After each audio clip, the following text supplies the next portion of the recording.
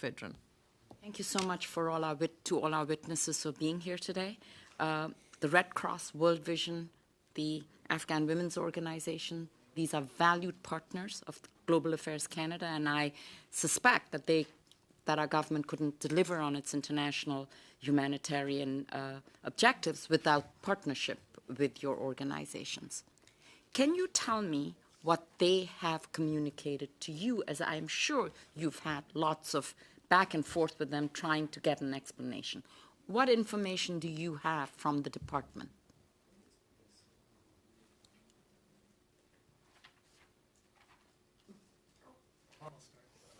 Thank you, Senator. And maybe I can take for a second a long view back to how this all began, which is in the fall of last year, where every year Global Affairs has a round of proposal submissions called for chronic humanitarian emergencies. Afghanistan obviously is on the list of those. It certainly was on the list after the fall of the government. So from our perspective, the first time that this became an issue from the Global Affairs side was when there were proposals being developed for that chronic round in the fall of 2021. And at least from our side, World Vision, was communicated to us that Afghanistan needed to be removed from a multi-country proposal and the funds should be reallocated. So that was the first communication, I think, from Global Affairs to us as an implementing partner. If I summarize sort of the engagements that we've had over a year and echo Mr. Chowdhury's and Mr. Roach's frustration, there has been a lot. There has been communication with ministers of public safety, ministers of justice, ministers of development, ministers of foreign affairs, prime minister's office, over that duration as various constellations of a coalition.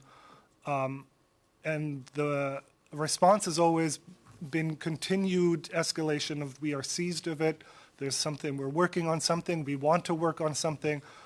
And now as we are reaching the winter, as Mr. Chowdhury has sort of said, there's a little bit more communication that something perhaps might be imminent, but we've heard that before as well. So normally you don't hear humanitarian organizations come to committees and express a degree of frustration, but I think it's fair to express a high degree of frustration, and we're not quite sure where to target that frustration, because I think we have had constructive engagements with all those folks that we've engaged with. I cannot assume that anybody's not acting in good faith.